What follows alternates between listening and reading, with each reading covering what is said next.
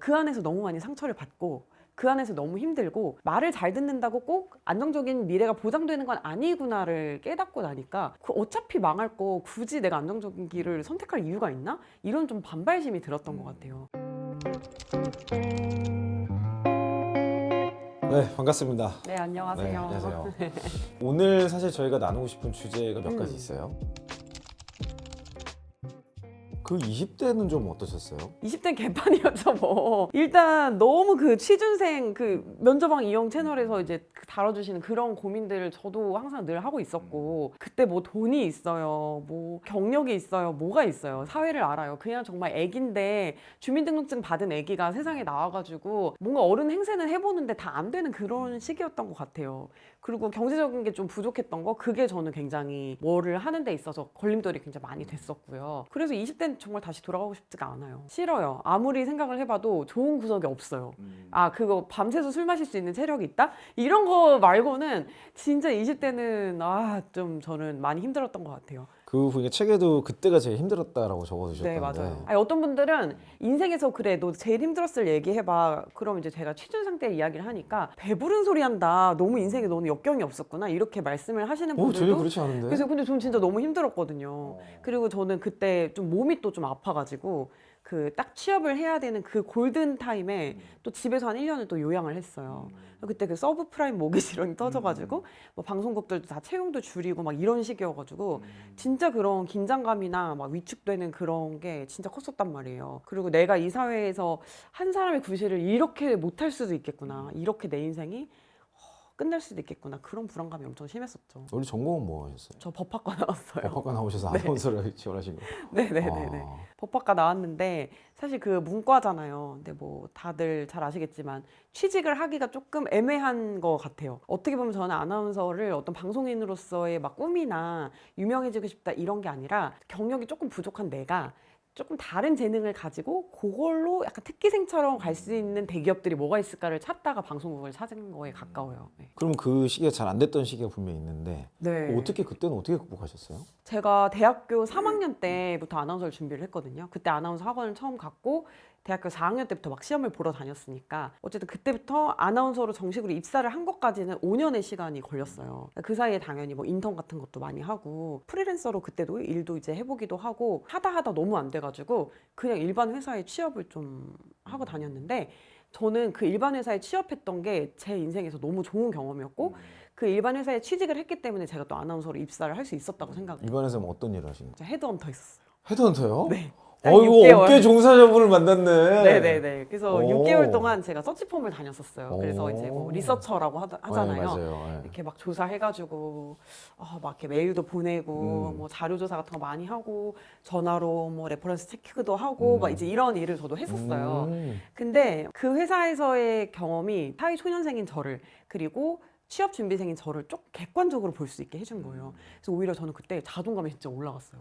왜냐면은 저는 제가 스펙이 너무 부족하고 쌓아놓은 게 너무 없고 능력이 없는 사람이라서 면접에 다 떨어졌었다고 생각을 했었는데 보니까 대기업들은 여자를 조금 안 뽑더라고요. 그래요? 좀 덜 뽑았어요. 그 어. 당시에는. 그리고 여자들이 좀 득세하는 그런 업종이 또 있더라고요. 그리고 스펙이 좋아도 다른 어떤 것들이 안 맞거나 결이 안 맞으면 안 뽑히는 경우도 있는 거예요. 그러니까 내 잘못이 아닐 수도 있다라는 게 저는 오히려 저를 객관적으로 보면서 좀 위로가 많이 됐던 것 같아요. 그러면 그때 어쨌든 그런 시간을 거치시고 그런 객관적인 정보나 이런 걸 가지고 아나운서로 들어가시는 건 어떻게 연결을 하신 거예요? 그래서 그때 제가 공중파 시험을 좀 주로 많이 봤었어요. 저는 지방에서는 근무할 생각이 크게 없어서 지방은 그냥 약간 연습 삼아서 한두 번 정도만 봤었고 공중파 시험을 다 받고 다 면접에 올라갔어요. 그리고 어떤 데는 뭐 최종에 여러 번 가기도 했었고 이랬는데 제가 면접을 계속 다 이렇게 떨어진 거예요. 근데 그때 소문에 최종 면접 같은 거 너무 여러 번 떨어진 사람들은 안 붙여준다 뭐 이런 게 있고 저도 면접 가서 막 이렇게 가가지고 막 더듬더듬 거리고 말도 잘 못하고 망치고 나오고 나면 그 회사에 좀 가기 싫잖아요. 그래서 많이 위축이 되어 있었는데 그때 마침 이제 종편이 생긴 거예요. 그러니까 새로운 또 그렇죠. 이런 장이 열린 회사들의 거죠. 시험을 볼 수 있는 기회가 생긴 거예요. 그래서 그때 이제 공채 1기로 저는 들어갔었는데 아, 07기시구나. 네, 공채 1기였어요. 진짜 개국 공신. 네, 그러네 근데 진짜. 그래서 들어가서 그 새로운 회사에 그러니까 전혀 나를 모르는 사람들과 새로이 마주할 수 있었던 거 그것도 되게 큰 기회였었던 것 같고 자리가 어쨌든 많아진 거니까. 그리고 지금으로 치면 스타트업 같은 느낌이네요. 맞아요. 그죠? 새로 시작하는. 근데 스타트업인데 약간 워낙 또 잘하고 있던 회사에 뭔가 자회사를 들어간 것 같은 느낌, 그러네. 네, 그런 느낌인데 어쨌든 이제 거기서도 막 포부를 가지고 이렇게 막 직원들도 뽑고 이랬을 거 아니에요. 그래서 거기에 좀 뭔가 같이 이렇게 좀 시작하는 느낌으로 들어갔었고 그리고 그때 이제 면접이 굉장히 빡셌어요. 그러니까는 제가 KBS에서도 그런 고난이도 고강도의 면접을 본 적이 없는데 너무 면접이 심한 거예요, 진짜. 압박 면접도 너무 심했고 그리고 심하게 말씀을 막 면접관 분들이 일부러 좀 하셨던 것 같고. 그때 그게 유행이었어요. 그런가 봐요. 압박 근데 면접이. 저는 또 제가 동경하는 아나운서 선배들이 그런 면접을 하잖아요. 그러니까 너무 좀 상처가 많이 되긴 했었어요. 그렇겠다. 그게. 예. 이 갈고 있어요. 지금 TV에 나오실 때마다. 근데 그런 어쨌든 뭐 면접에서도 제가 그냥 아예 회사 생활 경험이 없었으면은 조금 버티지 못했을 것들을 좀 회사 생활을 그래도 하고 나오니까 아 약간 이런 의도겠지? 이런 거에서 이렇게 하는 거겠지? 그리고 특히 이제 헤드헌터 일을 했었으니까 아 일부러 면접을 이렇게 보는 트렌드가 있는데 그런 거겠지? 이런 이해가 있어가지고 그런 과정을 조금 버틸 수 있었던 것 같아요. 그래서 사실 제가 지금 뭐 헤드헌터랑 전혀 관련 없는 일을 하고 있고 아나운서랑 그것도 관련이 없는 일이지만 버릴 경험 없잖아요, 살면서. 그렇죠, 맞아요. 그거를 그때도 되게 많이 느꼈던 것 같아요. 그 아나운서를 그렇게 쭉 하시다가 미래가 없다고 생각이 들어서 나오셔가지고 네, 이것저것 제가, 좀 네. 뭐 해보신 거예요? 그러니까 아나운서를 하다가 아나운서라는 직종 자체에 미래가 없다라기보다는 제가 그 직종이랑 너무 안 맞는 거예요.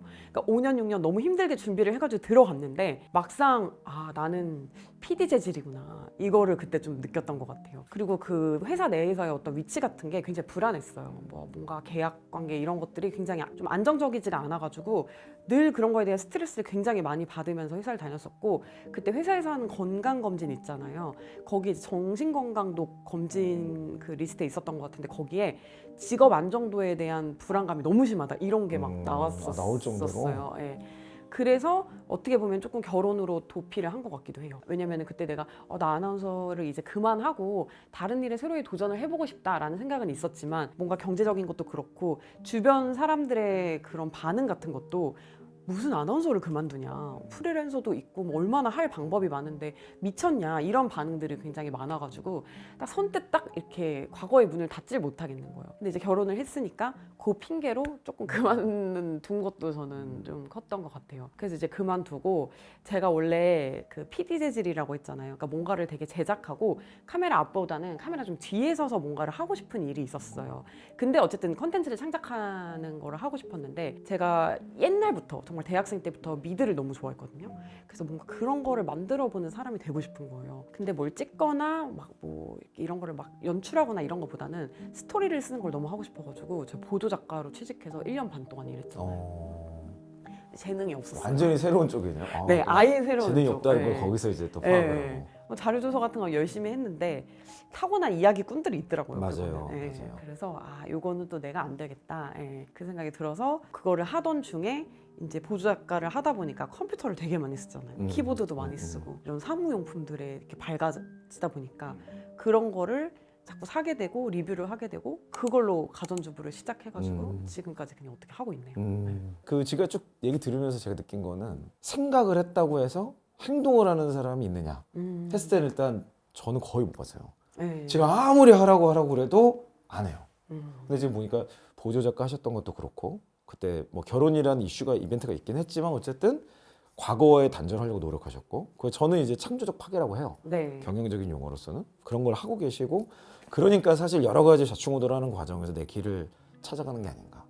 그걸 못 하시는 분들, 어려워하시는 분들에게 좀 이렇게 조언해주고 싶은 거 뭐 없으실까요? 사실은 계기가 있었어요. 제가 이 책의 서문에도 써가지고 혹시 보셨을 수도 있는데 저도 원래 뭐 그렇게 굉장히 뭐 용기가 있거나 그런 사람은 아니었어요.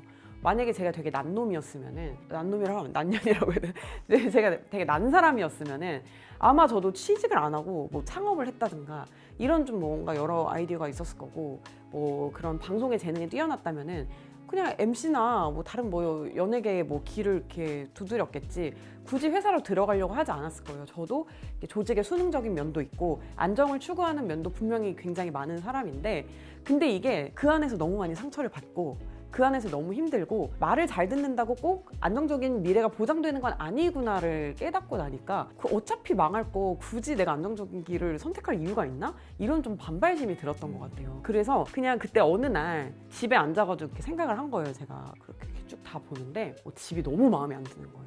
그러니까 뭔가 테이블도 그냥 뭐지 인스타에서 광고 뜬 거 산 것 같아. 화분도 누구네 집에 있는 거 보고 예쁜 보여가지고 그냥 산 것 같아. 벽지도 그냥 추천해주는 거 산 것 같아. 그러니까 이 모든 것들이 제가 어떤 걸 꿈꾸고 그거를 실현을 한 게 아니라 그냥 남들이 적당히 괜찮다고 하는 거를 모아가지고 이렇게 꾸며놓은 것 같은 거예요. 그러니까 내 삶은 내 의지, 내 선택, 내 욕심이 하나도 없는 삶. 그러니까 남들이 다 그냥 너 괜찮아 잘하고 있어. 그럼 그냥 괜찮나 보다, 잘하고 있나 보다. 거기에 그냥 잠깐 그 인스턴트 위로를 얻어가지고 그냥 또 하루하루 살고 또 금세 지치고 이걸 너무 반복을 했던 거예요. 그래서 그럼 내가 이렇게 안 살려면은 이런 뭔가 허한 느낌을 안 느끼려면 어떻게 살아야 될까 이 생각을 해봤는데, 그러면 그냥 개판이 되더라도 망치더라도 괴랄한 그런 인테리어가 나오더라도 그래도 내 뜻대로 해보면 내 맘대로 내가 원하는 거를 다 한 번씩 모아보면 어떨까 이 생각이 들어가지고, 그래서 난 지금 이 순간부터 나 그냥 내 욕심 인정하고 그만큼 나 그 대신 열심히 할 거고, 나 주변 사람한테 나쁜 사람 소리 들어도 좋고 그냥 내 뜻대로 한번 살아볼래, 이 결심을 딱 하게 된 거죠. 그래서 그 다음부터는 조금 위험할 수 있고 좀 도전적일 수 있고 그런 선택들을 하게 됐던 것 같아요. 근데 그런 선택들이 보통은 긍정적으로 가더라고요. 그 포커스라고 하셨잖아요. 하나로 뭔가 에너지를 좀 집중을 하고 중요하지 않은 거를 뒤로 미루고 중요한 거부터 해결을 하는 게 저도 되게 좋다고 생각을 해요. 그래서 뭔가 이렇게 양다리 걸쳐가지고 저는 이 둘 다랑 잘 되는 사람 못 봤거든요. 맞아요. 그러니까 하나에 조금 뭔가 몰두를 할 때는 거기에 좀 에너지를 다 붓는 것도 필요한 것 같고, 특히 뭔가 변화나 선택의 순간에 있어서는 자꾸 보험을 들어주려고 하면은 불안하고 뭐가 좀 안 될 것 같으면은 해결책을 찾는 게 아니라 보험 든 대로 자꾸 다시 돌아가게 돼 있어요, 사람이. 그렇죠.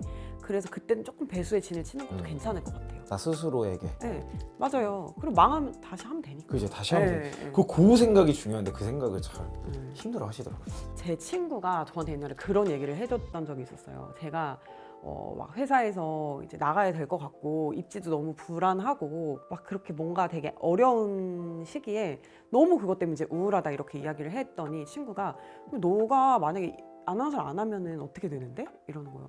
그럼 나 굶어 죽겠지. 내가 뭐 배운 게 뭐 이거밖에 없고 지금 이 나이에 내가 30 넘어가지고 다시 취직할 수도 없고 날 받아주는 데도 없을 거고 알바도 안 써주고 뭐 하겠어. 그냥 이렇게 백수로 사는 거지. 백수로 살면 어떻게 되는데? 이러는 거예요. 백수로 살면 그냥 사회 나고자 되고 우울증 걸리겠지.